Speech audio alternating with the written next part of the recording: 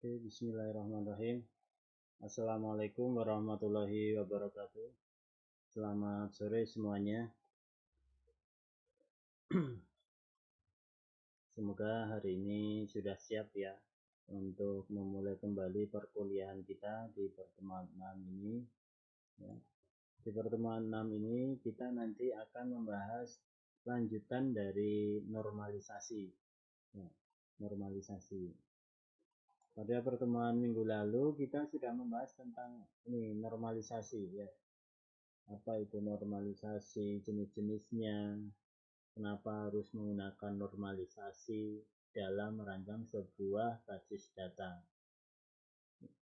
Nah, di dalam normalisasi itu ada beberapa tahapan yang harus dilewati agar menghasilkan bentuk dari sebuah tabel, bentuk dari sebuah basis data yang bersih dari redundansi.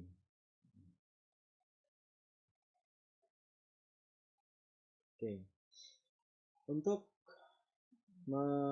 menjalankan sebuah normalisasi, membuat sebuah basis data yang baik dan benar menggunakan normalisasi, ini ada beberapa langkah yang harus dilakukan.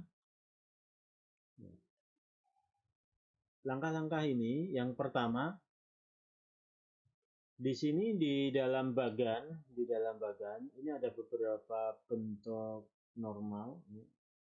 Yang pertama bentuk tidak normal atau unnormalized. Jadi bentuk tidak normal di mana data yang digunakan yang sudah dipetakan itu datanya masih tidak normal. Bagaimana disebut tidak normal? Nah, di sini masih ada elemen-elemen data yang berulang. Jadi bentuk tidak normal itu ada elemen yang masih berulang. Contohnya misal di dalam tabel ataupun kolom itu masih ada nama, alamat, kemudian jenis kelamin.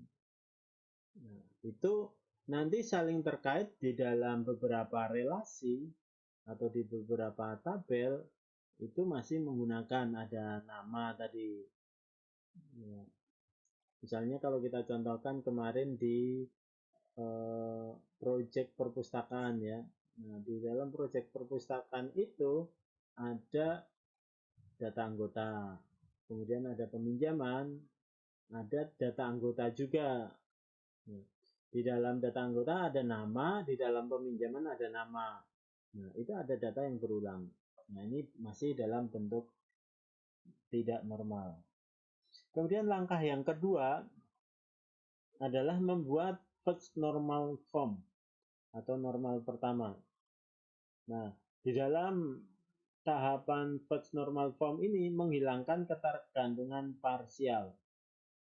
Jadi nantinya data-data yang sudah dikumpulkan ini tadi ya, sudah dikumpulkan di dalam unnormal form, bentuk normal form pertama ini, kemudian dihilangkan data-data yang berulang.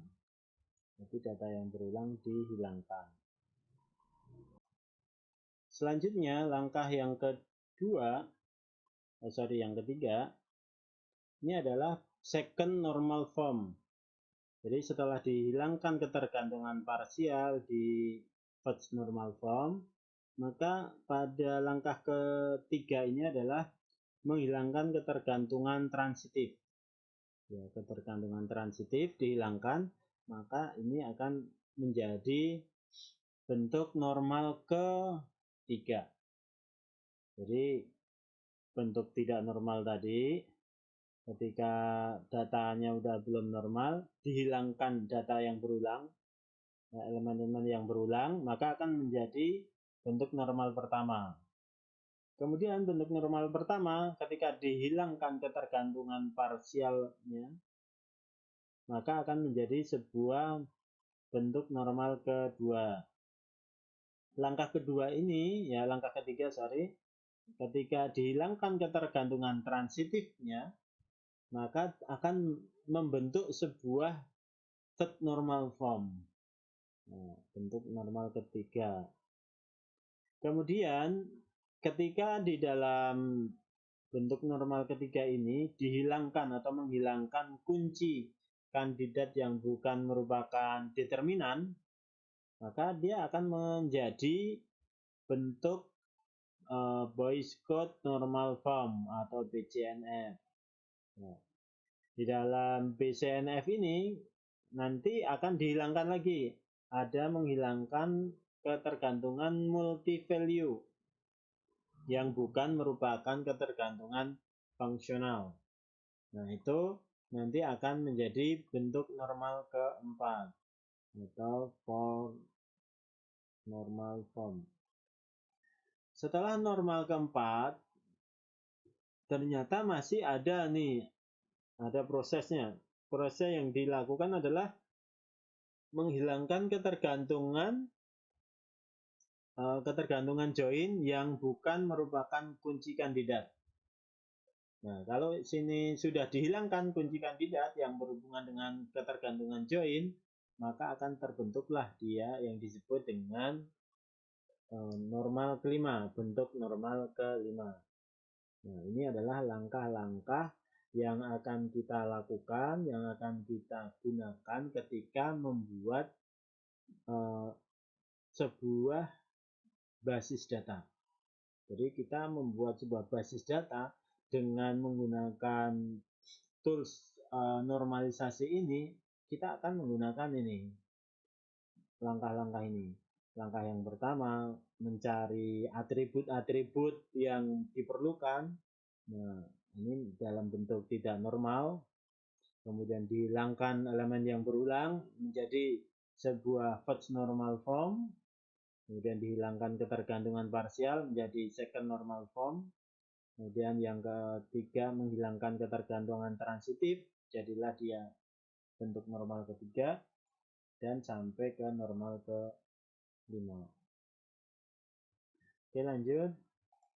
Nah, apa sih yang disebut dengan bentuk tidak normal? Jadi bentuk tidak normal ini adalah bentuk yang belum ternormalisasi. Jadi tabel atau relasi yang ada itu masih bentuknya belum ternormalisasi. Adalah tabel yang memiliki atribut berulang, atau tabel yang memiliki atribut berulang. Ini bentuk tidak normal. Kemudian kalau yang disebut dengan normal kedua apa? Ke satu dulu. Jadi bentuk normal pertama itu adalah suatu relasi dikatakan dalam bentuk pertama jika dan hanya jika setiap atribut itu bernilai tunggal untuk setiap barisnya.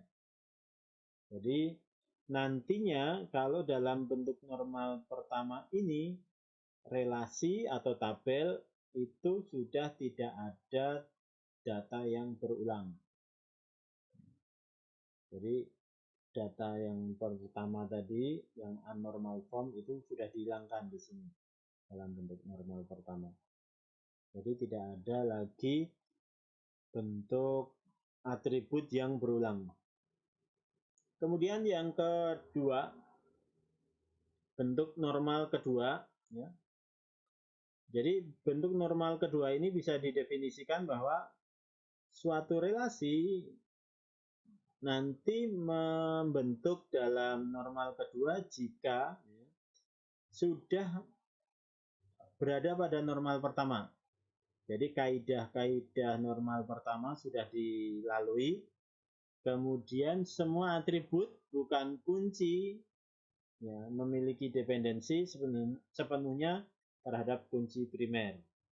Jadi nanti atribut-atribut yang bukan kunci itu sepenuhnya dependent kepada kunci primer. Kemudian atribut bukan kunci adalah atribut yang tidak merupakan kunci primer. Ya. Kemudian kalau bentuk normal ketiga, ini dikatakan bisa bentuk normal ketiga ketika tabel ataupun relasi ini sudah memenuhi ya kaidah-kaidah bentuk normal kedua. Jadi normal kedua sudah terpenuhi, maka bisa disebut sebagai normal ketiga. Dan ada penambahan, setiap atribut bukan kunci tidak memiliki dependensi transitif terhadap kunci primer. Jadi di sini ada penambahan bahwa setiap kunci yang bukan kunci primer ya, itu memiliki dependensi terhadap kunci primer. Kemudian kalau bentuk normal Boyce Code normal form atau BCNF, BCNF harus sudah memenuhi bentuk normal ketiga pastinya, sehingga bentuk normal kedua ke satu itu sudah terpenuhi pasti. BCNF merupakan bentuk normal sebagai perbaikan dari 3NF. Jadi BCNF ini perbaikan lagi, ada perbaikan lagi. Suatu relasi yang memenuhi BCNF pasti memenuhi 3NF. Tetapi tidak sebaliknya. Jadi kalau 3NF itu belum tentu BCNF. Kalau BCNF pasti terpenuhi 3NF-nya. Kemudian ada yang disebut dengan bentuk normal keempat dan bentuk normal kelima. Nah, untuk normal keempat, ini adalah bentuk dengan sifat ketergantungan nilai banyak atau multi-value dependence pada suatu tabel merupakan pengembangan dari ketergantungan fungsional. Biasanya kalau sudah sampai di sini, ini sudah ada data-data untuk multi-value dependence itu akan dihilangkan. Nah, bentuk keempat ini tentunya kaidah BCNF sudah terpenuhi. BCNF sudah terpenuhi, maka bisa dilanjutkan ke dalam bentuk keempat. Kemudian untuk normal kelima ini merupakan nama lain dari Project Joint Form atau PJNF ya, yaitu hubungan dengan ketergantungan relasi antar tabel. Jadi ini ada relasi antar tabel atau joint dependence. Gitu. Nah ini kita lihat ada studi kasus. Studi kasus di sini adalah perpustakaan. Dari ketiga dokumen maka dibuatlah normalisasi. Ini ada dokumen pertama, daftar anggota, ya, kode anggota dan nama. Ada kode anggotanya A01, A02, A03, Surya Fitri Syahrul. Kemudian biar kelihatan ya. Nah, di sini Surya, kode anggota Surya, A02 Fitri, A03 Syahrul. Kemudian ada daftar buku, kode buku, judul, stok buku. Itu ada B01 program C++ 10 stoknya, B02 membuat aplikasi 30 menit 15, B03 Cooking Easy 15. Kemudian ada transaksi ini, transaksi buku pinjaman. Ini dokumen peminjaman. Jadi kalau ini tadi dalam bentuk tabel, ini punya data anggota atau daftar anggota. Kemudian ini daftar buku. Kemudian ada transaksi. Transaksi bentuk dokumennya adalah buku peminjaman, bukti peminjaman, tanggal pinjam 10 Januari 2019, nomor pinjam PJ01, nomor anggota A01. Kemudian ini buku yang dipinjam nih kode buku B01, judul buku sama jumlah buku.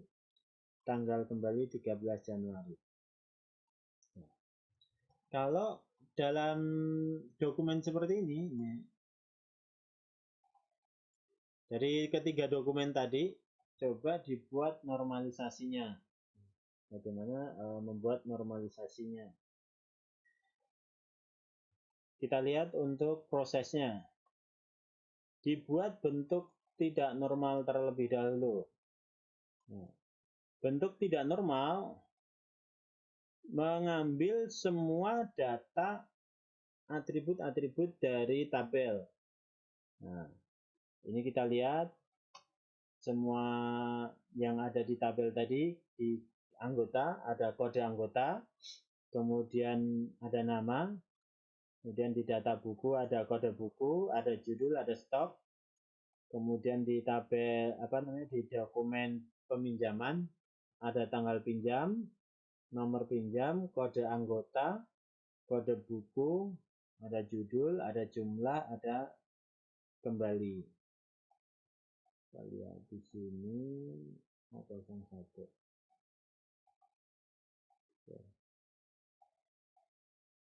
Jadi waktu peminjaman ada nih nomor pinjam, kode anggota, kode buku, judul sama jumlah, judul sama jumlah.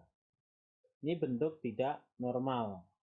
Kalau dilihat di sini ada yang disebut dengan perulangan. Perulangannya di mana? Perulangan data. Ini diperhatikan. Di atas ada data buku berhubungan dengan judul. Kemudian di bawah ada judul. Nah, ini yang disebut dengan data yang berulang atau atribut yang berulang. Maka disebut dalam bentuk tidak normal. Kemudian dibuat ke dalam bentuk normal pertama. Di dalam bentuk normal pertama tadi adalah menghilangkan atribut-atribut yang berulang. Nah, kita lihat di sini menghilangkan kode buku, langsung jumlah, tanggal kembali. Kode buku. Nah, ini yang judul di sini. Judul di peminjaman dihilangkan. Hilang. Ditambahkan kunci. Kunci sebagai penanda atau primary key lah. Ya, atau kuncinya. Dari masing-masing data, masing-masing tabel ini memiliki kunci. Nah, untuk kunci ditambahkan bintang. Ya. Kode anggota sebagai kunci ya, di dalam tabel anggota, nama, kemudian kode buku sebagai kunci.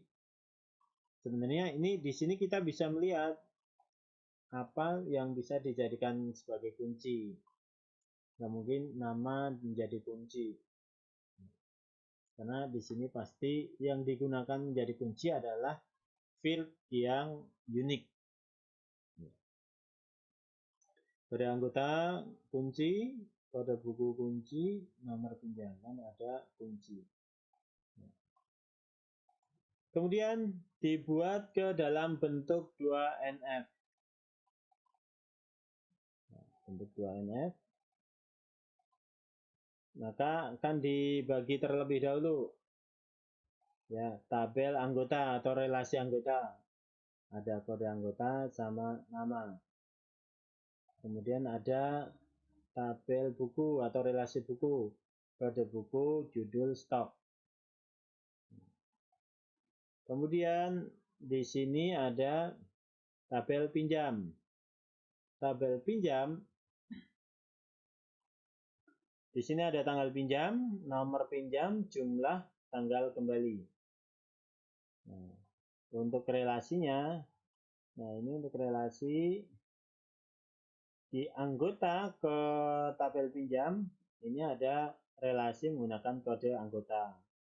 Nah, ini kalau sebagai primary, ya, sebagai field kunci utama, bintangnya 1 atau primary key. Kemudian kalau menjadi kunci tamu, ini menjadi bintangnya 2 sebagai kodenya. Kemudian ini kode buku juga sebagai field tamu atau foreign key. Kemudian di sini perlu dilihat bahwa antara kode relasi dari data anggota ke pinjam, relasi data anggota ke pinjam, tabel pinjam ini 1 ketemu 1. Ini anak panahnya 1. Nah, kalau dari tabel pinjam ke buku, nah di buku ini 1, di sini 2. Berarti di sini adalah multi atau one to many. Ya. Jadi dalam satu peminjaman itu bisa banyak buku yang dipinjam. Makanya di sini anak panahnya 2. Kita lanjut. Nah, pada tahapan yang ketiga adalah membuat 3NF. Nah, 3NF. Untuk 3NF, nah, 3NF ini akan menjadi seperti ini tabelnya, berubah menjadi 4 tabel. Jadi di tabel peminjaman ini dibagi lagi. Kenapa dibagi? Karena nih kita perhatikan untuk nomor anggota tetap. Nah, karena tadi kan buku yang dipinjam kan banyak. Ya. Sehingga terbentuklah detail pinjam. Nah, detail pinjam ini nomor pinjam relasi ke nomor pinjam. Kemudian kode buku berelasi ke kode buku. Maka terbentuklah sebuah tabel baru. Jadi ini 3NF. Kemudian kita masuk ke studi kasus yang kedua. Ini tadi ya hasil akhirnya sampai 3NF.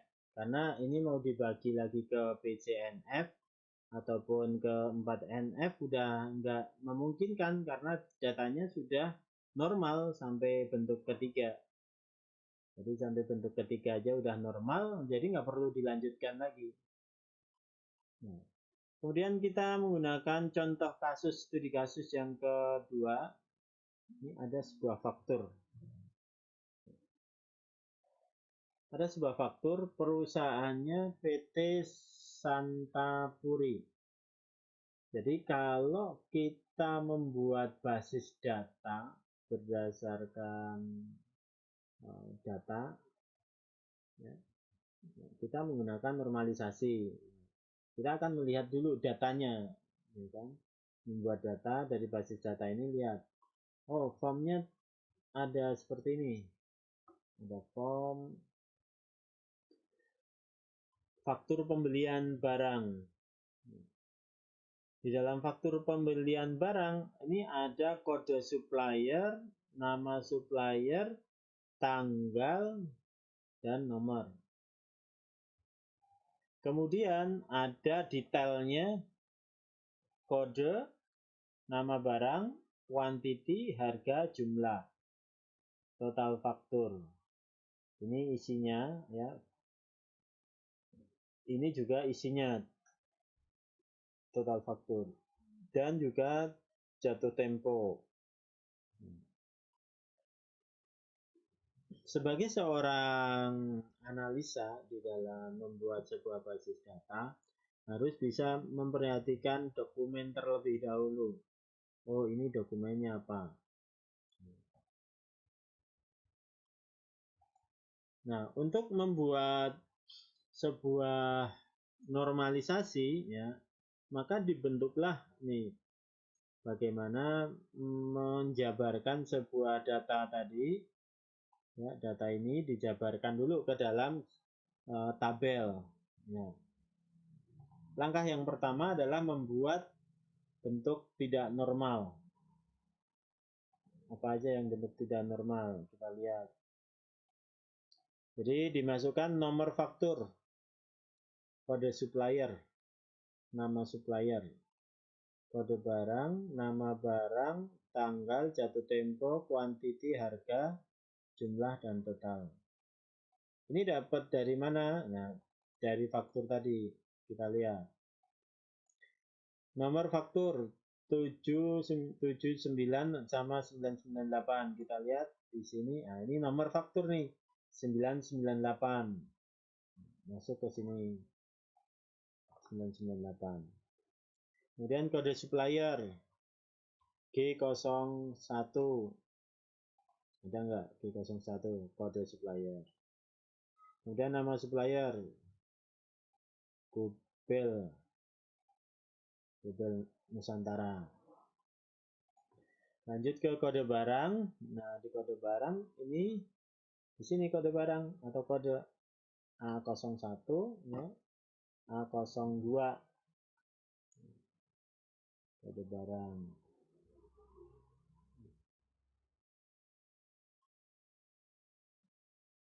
Kemudian ada nama barang, tanggal. Nah, ini tanggal dari sini. Tanggal 5/9/2000. Nah, ini 5/9/2000. Kemudian jatuh tempo. Nah, perlu diperhatikan di sini yang perlu. Ini adalah di kode barang. Ini kode barang A01, A02. Ini ada AC split. Nah, kemudian di sini tanggal ada yang kosong. Dan ini total. Nah, bisa diperhatikan bahwa di baris ketiga, nah ini kan baris pertama isinya lengkap, ya. Kemudian baris kedua isinya lengkap, ya. Baris ketiga ada yang masih kosong, nomor fakturnya G01 ini kode supplier juga masih kosong. Padahal ini adalah untuk data yang ini yang masih dalam satu data. Nah, ini yang disebut bentuk tidak normal. Kenapa tidak normal? Karena ini ada data yang berulang. Nanti di sini berulang dulu 998 untuk A02 ini, ya kan? Oke, proses selanjutnya dari studi lanjut tadi dibentuk satu NF. Nah, ini tadi kan masih bentuk tidak normal. Bentuk satu NF dibentuk normal pertamanya. Ini diisi dulu. Yang tadi kosong.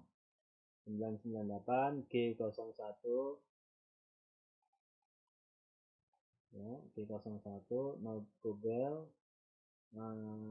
sampai di sini tanggal, kemudian jumlah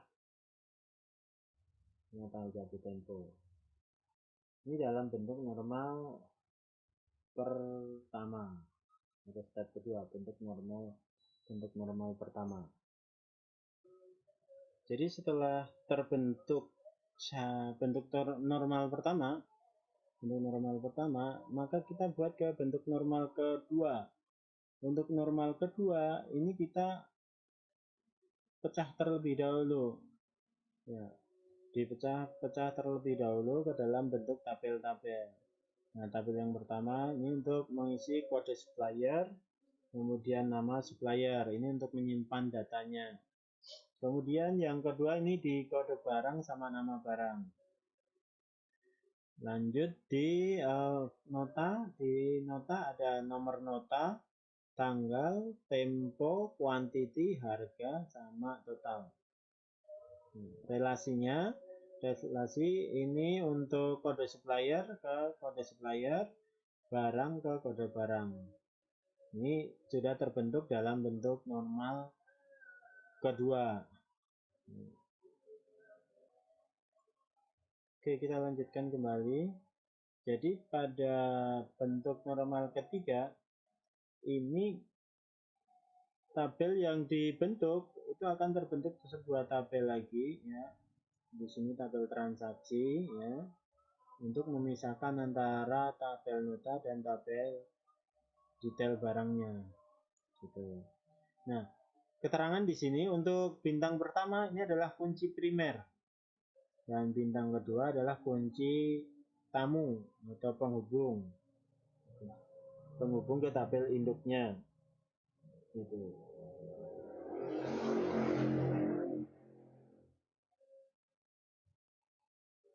Selanjutnya untuk tugas, di sini ada contoh sebuah dokumen pengobatan masyarakat, nomor pasien, data pasien, ya, nomor pasien, alamat, jalan, kecamatan, kode pos, tanggal pendaftaran, nama pasien, kelurahan, wilayah, telepon. Kemudian di sini ada nomor RM atau riwayat medis, tanggal periksa, kode dokter, kemudian nama dokter, kode sakit, deskripsi sakit, kode obat, nama obat, dosis. Nah, di sini ini ada tahap penerima pasien tentang TTD Udin. Nah, di sini tugasnya adalah buat bentuk anormal form, normal pertama, normal kedua, dan normal ketiga. Untuk tugas ini nanti dikumpulkan segera. Jadi untuk pertemuan hari ini aja. Ya, untuk pertemuan hari ini nanti segera dikumpulkan.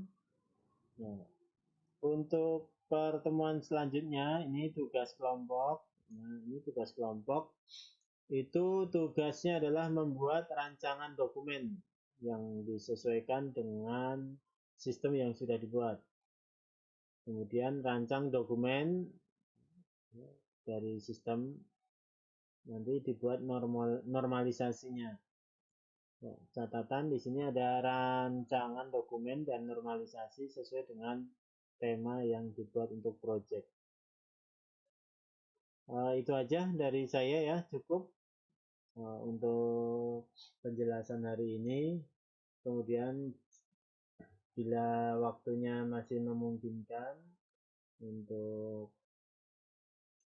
video ini ya, untuk penjelasan ini bisa diulang kembali kalau ada yang masih belum paham ya.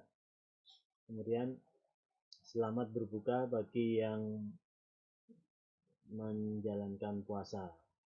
Dari saya cukup sekian. Assalamualaikum warahmatullahi wabarakatuh.